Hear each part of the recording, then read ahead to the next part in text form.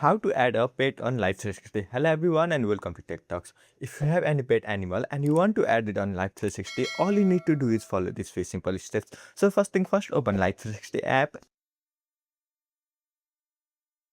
And once you open it, here in the middle of your screen, you will see this paw icon, so tap on it. And then you will see this option to add a pet, so tap on it again. And then tap on add my pet. Now simply select what animal do you want to add. You will get these options: dog, cat and others. So select whatever you want. And then once you do it, add your pet name. And then tap on continue. And then you will see this option to add a photo for your pet. So either you can add it or simply skip this process by tapping on skip on top right hand side of your screen.